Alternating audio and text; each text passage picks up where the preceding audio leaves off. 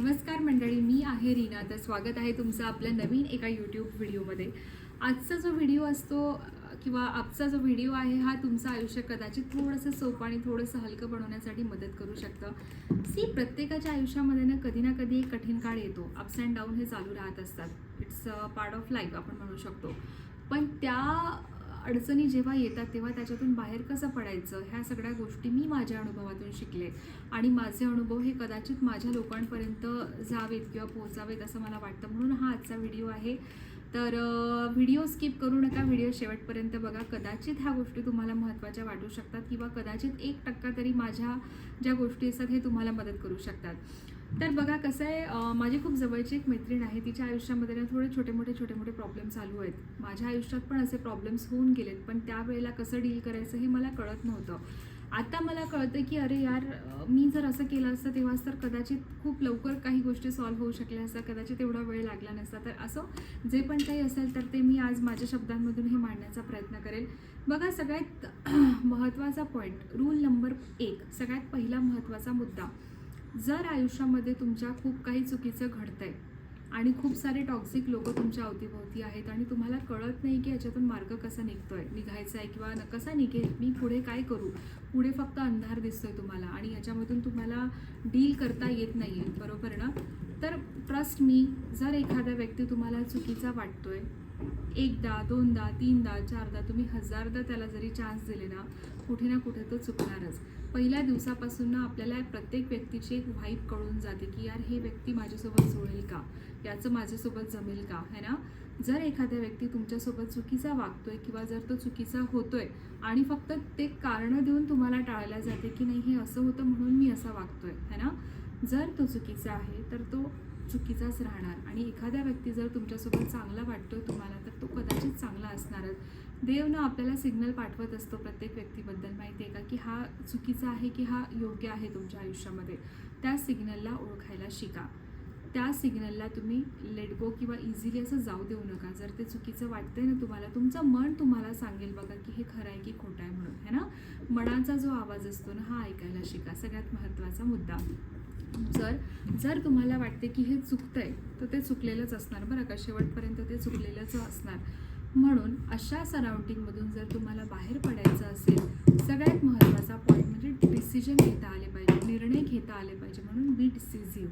निर्णय क्षमता ही तुमची जी असते ही लहानपणापासून नसते, ही आपल्याला अवगत करावी लागते. खूप जणांना निर्णय घेता येत नाही, कन्फ्युजन होतं, काय होईल, कसं होईल, लोक काय म्हणतील, घरचे काय म्हणतील, मला काय वाटेल, समोरच्याला काय वाटेल. जे वाटायचं ते वाटू द्या. जर तुम्हाला त्या गोष्टी चुकीच्या वाटत आहेत तर त्या चुकीच्याच आहेत आणि त्यासाठी तुम्हाला निर्णय घेता आला पाहिजे, ठीक आहे ना? म्हणून बी डिसिसिव्ह, ओके? मग तो निर्णय कदाचित तुमचा चुकू पण शकतो किंवा तुमचा बरोबर पण येऊ शकतो. त्यासाठी तुम्हाला स्वतःवरती कॉन्फिडन्स असणं फार गरजेचं आहे. आता दुसरा महत्त्वाचा पॉईंट जो असतो आपला की बी पॉझिटिव्ह. आपण म्हणतो ना, बरेचदा आपण ऐकतो की पॉझिटिव्ह असणं फार गरजेचं आहे. ठीक आहे, तुम्ही पॉझिटिव्ह आहात, पण तुमच्या अवतीभोवती लोक पॉझिटिव्ह आहेत का, हे पण तेवढंच महत्त्वाचं ना. तुम्ही जर पॉझिटिव्ह बनण्याचा खूप प्रयत्न करताय, पण तुमच्या अवतीभोवती असे लोक आहेत की जे तुमची एनर्जी ड्रेन करतायत, तुम्हाला थकवून टाकतायत, इमोशनली तुम्हाला वीक पाडतायत. Constant negativity, constant criticism, constant तुमची निगेटिव्ह थिंकिंग, हे होणारच नाही, हे होऊच शकत नाही, हे मी करू शकत नाही, किंवा प्रत्येक गोष्टीमध्ये जे एक प्रकारे कारणं शोधतात, गोष्ट करण्याच्या ऐवजी ते कारणं शोधत असतात, असे लोक तुमच्या आयुष्यामधून काढायला शिका. आता काही नाते असे असतात की जे आपण खरंच नाही काढू शकत. कोणी पण असू शकतं तुमच्या आयुष्यामध्ये, ते तुमचे हस्बंड वाईफ असू शकतात, आई वडील असू शकतात, बहीण भाऊ असू शकतात, मित्र परिवार, कलिग्स, कोणी पण असू शकतं की जे तुमच्या आयुष्यामध्ये एक तुमच्या आयुष्याला ना क्वालिटी ऑफ लाईफ ते इम्प्रूव्ह करू शकत नाही. अशा व्यक्तींपासून जर तुम्हाला एकदम नाते तोडता येत नसतील, सायलेंटली कट ऑफ करा, ओके? सायलेंटली कट ऑफ करा किंवा त्यांना स्पष्टपणे सांगा की बघ, मला ह्या गोष्टींचा तुझा त्रास होतो आहे, आपण या गोष्टींवरती बोलणं टाळूयात किंवा आपण ह्या गोष्टींपासून थोडंसं दूर राहूयात. कदाचित ते माझ्या मानसिक त्यासाठी किंवा माझ्या मेंटल हेल्थसाठी हे खूप महत्त्वाचं ठरू शकतं. म्हणून शक्य असेल तर पॉईंटला डिस्कस करा, कम्युनिकेट करा आणि जर त्या गोष्टींमध्ये समोरच्याकडून पण सुधारणा येते तर हे तुमच्यासाठी खूप चांगलं होऊ शकतं. आणि कितीही वेळा जर तुम्ही सांगताय, समजवताय आणि त्याच्यामध्ये जर सुधारणा येत नाही तर मग काही अर्थ उरत नाही ना.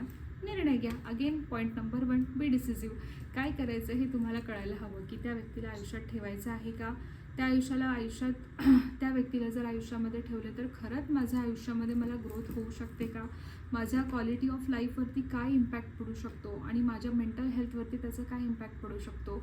जर ती व्यक्ती असली तर आणि ती व्यक्ती नसली तर हा विचार करा आणि त्याच्यानंतर हे तुम्हालाच तुमचं कळेल की तुम्हाला पुढे काय करायचं आहे. ओके, सो अशा प्रकारे निर्णय घेणे, पॉझिटिव्ह असणे, म्हणजे तुम्ही पण एक असं व्यक्ती बना की समोरच्याला वाटायला पाहिजे की नाही यार, ही व्यक्ती मला माझ्या आयुष्यामध्ये पाहिजे, है ना.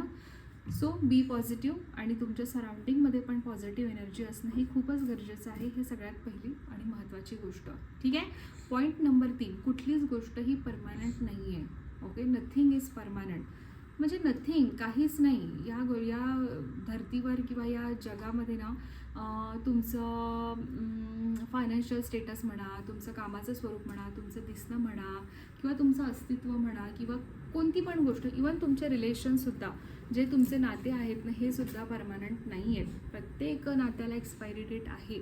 हे जे वाक्य आहे ना, ही माझ्या फ्रेंडकडून ऐकलं होतं खूप वर्षांपूर्वी. मला तेव्हा कळत नव्हतं, पण आता मला कळतं की अरे 10 वर्षांपूर्वी जे लोक माझ्यासोबत होते आज ते नाही आहेत माझ्यासोबत, है ना.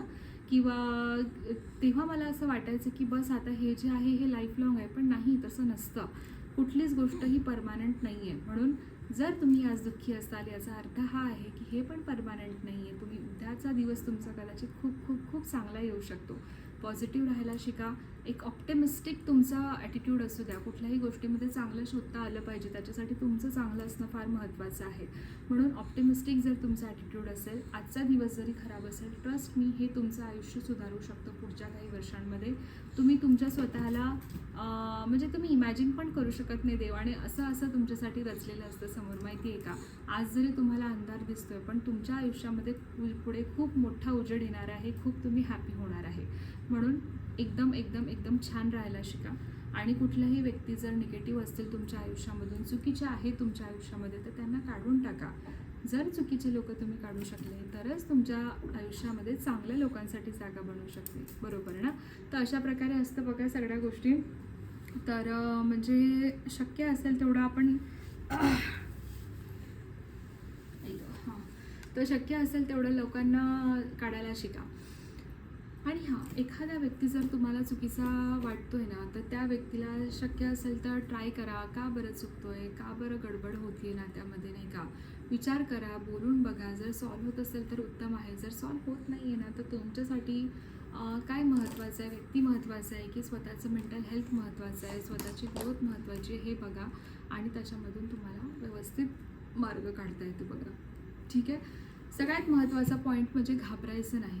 कुठली पण सिच्युएशन आली ना, तर माइंडला, तुमच्या ब्रेनला एवढं ट्रेन करा की आयुष्यामध्ये काही पण आलं ना तर ते घाबरलं नाही पाहिजे. सगळ्यात पहिले तर त्याच्यामधून सोल्युशन कसं काढता येईल आपल्याला, हे खूप महत्त्वाचं आहे. म्हणून ट्रेन युअर ब्रेन.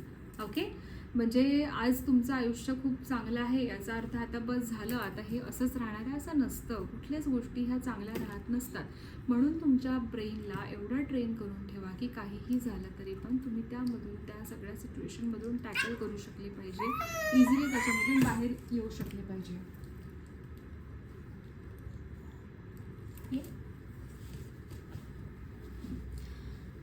टॅकल करू शकले पाहिजे इझिली आणि त्याच्यामधून तुम्ही निघू शकले पाहिजे. सो असं असतं बघा. तर कुठल्या गोष्टीवरती ट्रस्ट करू नका, जास्त एक्सपेक्टेशन्स ठेवू नका. ट्रस्ट का बरं म्हणते मी, मला ना ही गोष्ट खूप लहानपणापासून माझे वडील म्हणायचे की कोणावरती विश्वास ठेवायचा नाही, पण मला ते कळायचं नाही आणि मी प्रत्येकावरती विश्वास ठेवतच जाते किंवा ठेवतेच म्हणजे अजून पण, तर ठेवत जाते. पण प्रत्येक वेळेस ना काही ना काही घडलं असं की माझा ट्रस्ट खूप ब्रेक झाला आहे. भीती वाटते, कोणावरती विश्वास नाही ठेवू वाटत. साखर आणि मीठ सारखंच दिसतं ना, पण काय करणार, आपल्याला म्हणजे कळत नाही आधी, नाही का. एखाद्याने आपला ट्रस्ट ब्रेक केल्यावर आपल्याला कळतं की अरे यार हे असं होतं म्हणून. सो असू देत, जे पण काय असेल, ट्रस्ट आपल्याला शक्य असेल तर ठेवायचं नाही आणि एका जागेमध्ये 2-2 वेळा पडायचं पण नाही. जर एखाद्या व्यक्तीकडून तुम्हाला एकदा धोका भेटलाय तर तुम्हाला परत तेच करणार आहे ना. तुम्ही जर त्याच्याकडे परत परत जाताय, चान्स देताय, तर ते तुम्हाला वेड्यात काढतील बरं का. ते तुम्हाला म्हणतील अरे यार हे काही खरं नाही, हिला काही कळत नाही. सो ट्राय करा, शक्य असेल तर त्या व्यक्तीपासून दूरच राहण्याचा तुम्ही प्रयत्न करा. एखाद्या व्यक्ती जर तुम्हाला एकदम ऑप्शनसारखं ट्रीट करतोय ना, तर त्याला तुम्ही चॉईस म्हणून सोडून द्या. काही पडलेलं नाही आहे तुमच्यासाठी, पण खूप सारे चॉईसेस रेडी असतील पुढे जाऊन. म्हणून कुठल्याही गोष्टीसाठी तुम्ही कॉम्प्रोमाइज करू नका, स्वतःची लाईफ कॉम्प्रोमाइज करू नका. एखाद्या व्यक्तीसाठी एवढ्या पण अशक्य गोष्टी करू नका की समोरचा व्यक्ती तुमच्यासाठी शक्य पण करत नाही आहे. म्हणजे जे पॉसिबल गोष्टी आहे ते पण त्यांच्याकडून होत नाही आणि तुम्ही इकडे चाललेच इम्पॉसिबल गोष्टी करत. काही गरज नाही आहेत ना. जेवढ्या इम्पॉसिबल गोष्टी तुम्ही एखाद्यासाठी करता तेवढी तुमची सेल्फ व्हॅल्यू तुम्ही कमी करताय त्याच्या आयुष्यामध्ये, बरोबर ना. तर अशा एक नाही, अशा अनेक गोष्टी आहेत की ज्या तुमच्यासाठी महत्त्वाच्या असू शकतात. म्हणून सगळ्यात महत्त्वाचं म्हणजे बी डिसिसिव्ह, पॉझिटिव्ह राहणं शिका. कुणावरती ट्रस्ट करू नका, कुणाकडून एक्सपेक्ट करू नका. निगेटिव्ह लोक जर तुमच्या आयुष्यातून असतील तर त्यांना कट डाऊन करायला शिका. एखादी गोष्ट जर तुमच्या आयुष्यातून गेली म्हणून पास्टमध्ये जगत बसू नका. म्हणजे आता एखादी गोष्ट तुम्ही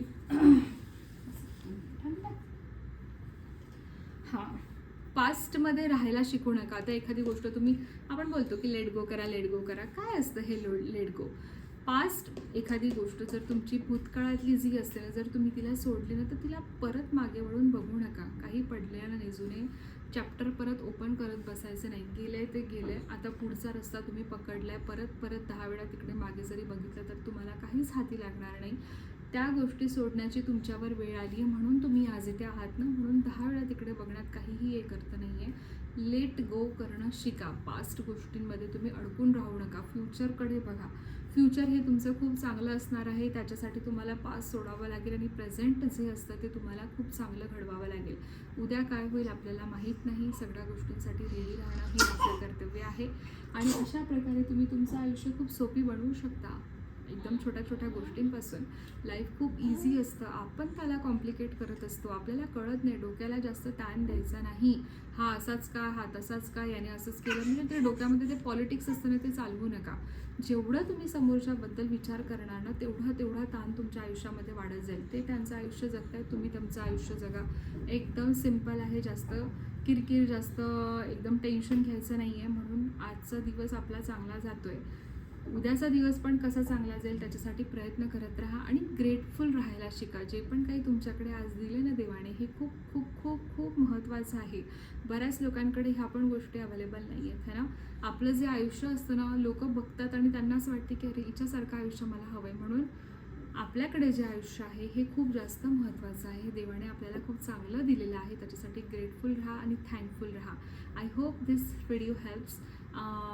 मला असं वाटतं की ह्या छोट्या मोठ्या गोष्टी ह्या खरंच खूप बेसिक गोष्टी मी जे आहे ते बोलली आहे. ह्या खूप काही वेगळं बोलत नाही आहे, पण माझ्या आयुष्यातले अनुभव असे होते, मी तुम्हाला ते सांगावेसे वाटले. I hope this help. Thank you. Take care.